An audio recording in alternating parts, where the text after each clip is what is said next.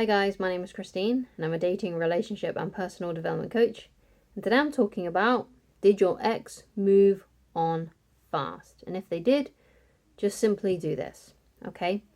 So the first thing that I want you to realize is that if your ex has moved on really fast, maybe they even monkey branched from one relationship to another, as in like maybe this was someone who maybe there was an overlap, or maybe they just got into a relationship really, really fast. What you need to understand is that it's not a race. Because I think sometimes people get into the mindset of, oh no, my ex is now engaged, my ex is now married, my ex is now in a new relationship, I need to catch up, it's almost like it's a race to see who has moved on faster. I want to let you know that you don't need to do that, okay? Because if you are trying to do that, that's just going to make you look insecure, okay? And you don't want to look like that, okay? It's not a good idea to consider this a race, to be racing to the altar who can get over the other one fast enough. You don't need to be playing that kind of game, okay? It's always best to not even be in that game, okay? So don't feel like you need to rush into a relationship just because your ex has. That's just going to scream insecurity, okay? So what you want to do then is you just want to take your time and avoid the rebound, because you don't want to be in a rebound relationship. Now, sometimes that can help people, but usually it does more lasting damage than doing the opposite, which is to just take time to just be single and to just enjoy your life. So, because what I've seen is that people who go from one relationship straight into another really, really fast, often that means that that person is so insecure that they can't even be alone with their thoughts for 5 minutes. They can't be even alone for just a little short period of time because they're so afraid of being by themselves. And it's like, well, why do you not like being on your own? What's wrong with being single? I don't think there's anything wrong with being single. Before I met my wife, I was single and I enjoyed it. I liked being single. It was fun. I got to do my own thing. I enjoyed because I knew how to spend my time wisely. Like it wasn't a big deal for me. I didn't mind being single. Of course, being married is also amazing. Being in a relationship is amazing. Having kids is amazing. I have just one at the moment, but it's a different adventure. It's really interesting and fun. But also is being single, right? So for example, I know for me, if something were ever to happen to the relationship that I'm in now, if my marriage was to fall apart for whatever reason, I know that I'll be okay because I don't mind being single. Single's fine. It doesn't bother me to be single. And that's the place you kind of need to get to. You've got to get to a place where you actually kind of enjoy being single. You don't mind doing your own thing. You don't mind living that life. Because once you get to that stage, right, and you don't mind being single, what happens is you actually meet someone who will be the love of your life and won't ever want to leave you. And it's because you've got to this place of detachment. Like, you know that whatever happens, you'll be fine. If you're in a relationship, amazing. If you're not in a relationship, amazing. I'm still going to make my life great, whatever happens. And that's when you'll find that the person comes into your life who will never want to leave you comes into your life. Okay? And that's what's really interesting about that. It's almost like the universe, or, people can just sense when you've got that attitude of, I don't mind if I'm in a relationship. I don't mind if I'm not in a relationship. I'm still going to be me. I'm still going to be happy. I'm still going to be positive. I'm still going to be working towards my dreams, my goals, and having an awesome life. And it doesn't bother me if I'm single. It doesn't bother me if I'm single for the rest of my life, because I've got other ways of enjoying myself and having a great time. Okay? So you want to avoid the rebound, because what rebounds tell me is that insecurity, and it's not a good place to go to. Because what you got to think about as well is that sometimes a rebound relationship can turn into a relationship, and those relationships generally are not very healthy, especially to begin with. Sometimes the relationship can grow and evolve over time and mature and become into a nice, healthy, beautiful relationship, but usually if the foundations are a bit cracky, it's not always the case.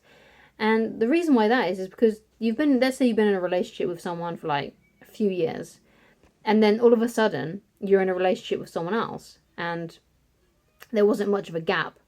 You're carrying all of that baggage from that old relationship into a new one. Like, so you're carrying bad habits or bad ways of communicating, because obviously if that relationship ended, it probably didn't end in the best way. It probably wasn't the most healthiest of relationships, especially towards the end. And you're just bringing that all into a new relationship, right? And that's not a good thing to do, because that person who you're in a new relationship with may not deserve it. Okay, they might deserve way better than that. So, for example, I remember talking to a family member, and they said that, oh yeah, in my old relationship, we always used to cheat on each other as punishment. And then that person went into a new relationship, right? And then guess what happened? They started to cheat at the beginning of the relationship. And that person hadn't done anything wrong. They hadn't done any cheating. But because they'd carried that old baggage, that old way of doing things without fully processing it and getting over it, they brought it into a new relationship because there wasn't enough time in between the relationships. So you got to be very careful. You got to think, you got to have time to contemplate and to think and to stew over the relationship that you had just been in order to fully process it. So what you got to do is you got to get yourself a little bit of a notebook or a piece of paper and just write down, like, okay, what were the good things about that relationship? What are the good things that I would like to actually carry over into a new relationship? And then what were all the bad things? What were the red flags? What were the behaviors that I did that I didn't like? What were the behaviors that they did that I don't want in a new relationship? And you list those out and you think, okay, these are the things I don't want. So when I start dating again, I'm not going to do these things.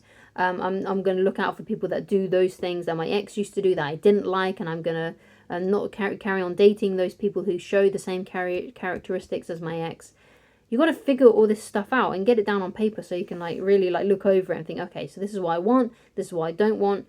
If I'm in the same kind of situation again, I'm going to make sure that I don't continue dating that person. And that's how you process it. That's how you don't take old baggage from an old relationship into a new one. Now, of course, people can work through these things with counselors or coaches, and end up having a rebound relationship turn into a more healthy one. But most people aren't going to work on themselves, you see.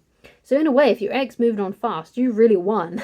Okay, you won because you're actually going to take the time to process it. You're going to take the time to do the work, and when your emotions have simmered down, you're going to find someone better, and you're going to do things the right way, right? So when that ex of yours has moved on fast, it ends up in a divorce, or they end up breaking up and they keep on doing the same thing and they get with someone else, then you're going to realize that you've actually won, especially if you find someone who you're now in a long-term relationship with, you're really happy with, and you did the work. You had the time to enjoy being single, to process the old relationship before you got involved in a new one.